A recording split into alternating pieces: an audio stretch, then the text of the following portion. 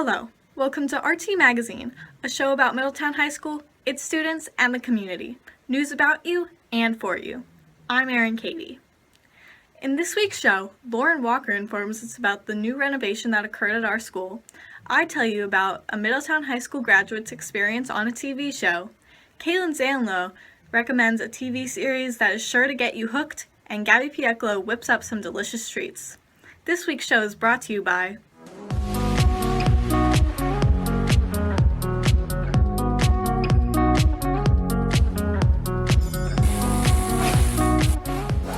Shockley Honda, located across from Westview on Route 85. After having a turf field at the high school for 12 years, Frederick County decided it was time for a new field in Middletown. Lauren Walker gives us more information about the new field and how it was renovated. In the interest of keeping the athletes safe, a new turf has been installed in the stadium at Middletown High School this past summer by Frederick County Public Schools. It was deemed that Middletown High School needed a new turf after considering the safety regulations with the compaction of the turf, said MHS Athletic Director Mike Desimone. Also, with the field turf being 12 years old, which tends to be the life expectancy of most turfs, the answer was clear. Middletown was in need of a new turf field. This newly installed turf is called spin turf and is expected to last 10 to 12 years as well. The cool thing about this turf is that when it comes time to replace it again, since it has a shock pad underneath, it would only be a matter of replacing the actual synthetic turf, said Desimone. This means that this turf, as well as the turf that comes after this, will last a little bit longer. Turf fields have a life expectancy of about 10 to 12 years. Our turf was at that 12-year mark, and due to safety regulations with the compaction of the turf, it was deemed that it was now the time to change it. Luckily, this turf happened to be much less expensive than the last turf since it didn't have all the prep work needed to go into it. The new turf cost somewhere around $300,000 to $500,000, which was funded entirely by Frederick County Public Schools. The new turf comes with several advantages, like being able to play on it even with rain or snow, whereas that is not the case when it comes to natural grass fields. Also, when the players land on this turf, there's an absorption that takes place, a lot more than the old field turf. As far as player performance goes, Desimone said you won't see too much of a difference between the performance from people using this with the field turf versus this spin turf. They're both synthetic fields. So the benefit of a turf field versus a natural grass field is first and foremost the maintenance of a natural grass field. In order to play on that field and maintain it, it does cost a lot of money, and it takes time to do so.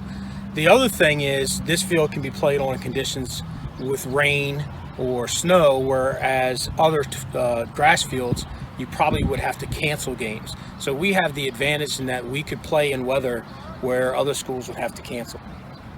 What do you think it will be like playing on the new turf? I think it's going to be more bouncy. I think it's thicker because it's brand new, and hopefully the grass will be nicer. All of the fall sports at MHS will be using this turf, including football, soccer, and field hockey too, due to renovations on the field hockey field, said Desimone. In the springtime, both boys and girls lacrosse will be using this turf, and more importantly, it is used for all of the PE classes, whether it be here at the high school, the middle school, and even the elementary school. There are also outside organizations from other schools that use the turf. I think the feedback that most people are saying is the fact that they're just excited. They're excited that they get to be on this facility, and they're proud that FCPS is putting that kind of time and energy and money into supporting athletics, especially here at Middletown High School. I'm really excited, and it looks super nice. I can't wait for us to get to play on it.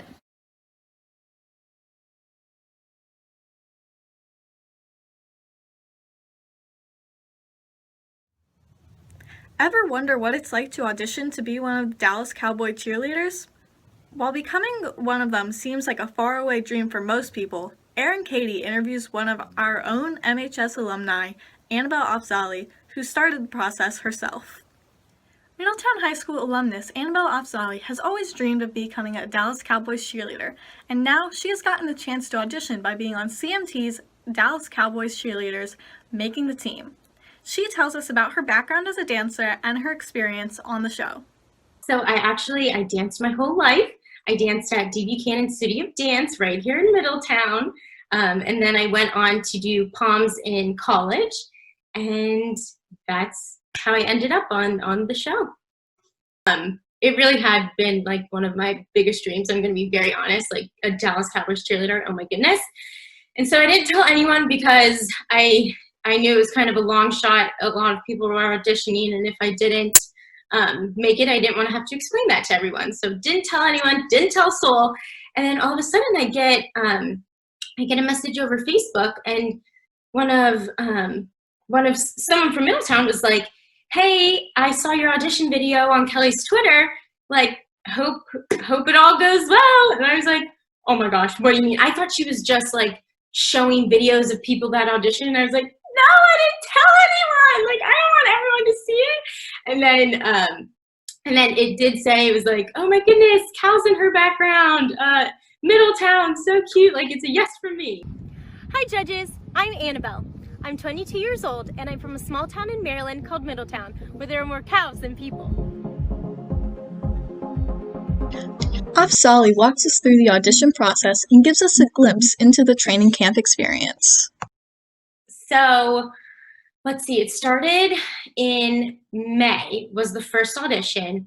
It was all virtual. It was 1,545 girls that auditioned, and I was lucky enough to be one of those 20, which I was very grateful for, very excited for. So lots of preparing to do for that, and then there was I think 4 rounds of auditions virtually. The last round was an interview process, and then shipped us off to Texas. There was never like set rounds. It was just, if you get called into the office, you get called into the office. If they cut you, they cut you. You never knew what was going to happen. There really wasn't. It was kind of day by day rather than like round by round. Afzali explains how her experience was different than most years due to COVID. We couldn't all, just even the process. It's usually you try out in April, and like a week later, you are in that training camp for 10 weeks. It was a compacted, jam-packed training camp, only about 2.5 weeks. And it was all that 10 weeks for sure in 2.5 weeks. So it was tough. You had to keep up with the choreography. You had to take care of yourself. You were dancing for hours on end. So it's definitely a lot different because we also weren't at the Star where they usually practice. We were at the Gaylord, Texas. To see how it all turned out for Annabelle, you can tune into Dallas Cowboys Cheerleaders Making the Team on Tuesdays at 10 o'clock on CMT.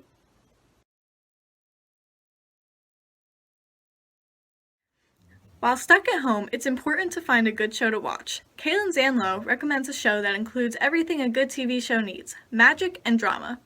This American supernatural horror series will be sure to keep you entertained and thrilled at the same time. During these stressful times of the pandemic, a good show can definitely lift one's spirits. If you love mythical creatures, magic, and teenage drama, then I suggest the television series The Chilling Adventures of Sabrina. Sabrina is a teenage girl who is half human and half witch, living in a small town called Greendale.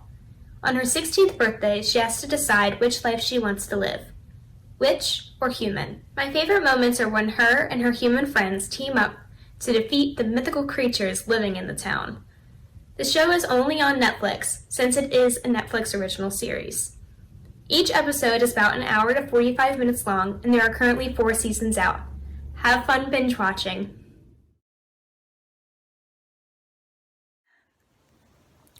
Everybody loves to buy and eat delicious cookies, especially while in quarantine. But what if you could cook some at home right now?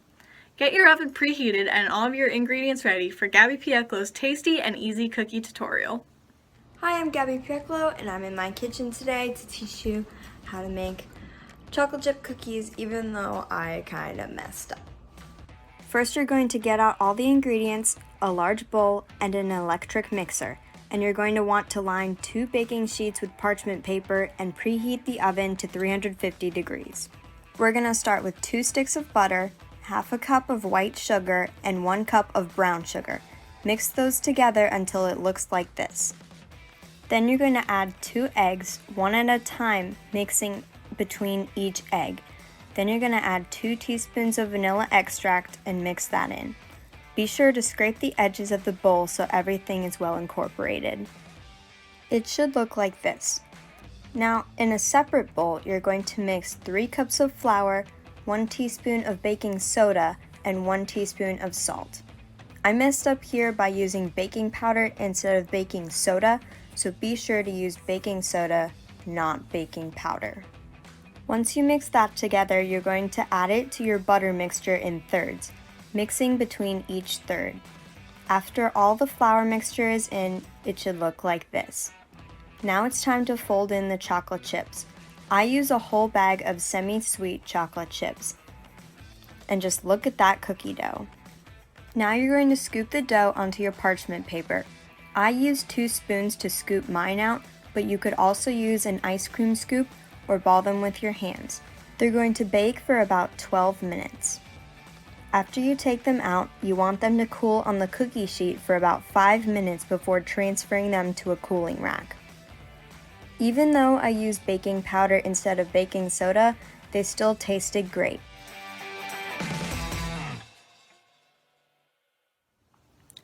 That's it for this episode of RT Magazine, part of the Roundtable's multimedia experience. Thanks for watching. You can find all our episodes on mhsroundtable.com, or you can download our app, Student News Source, for access to our articles, videos, and podcasts. Have a great week.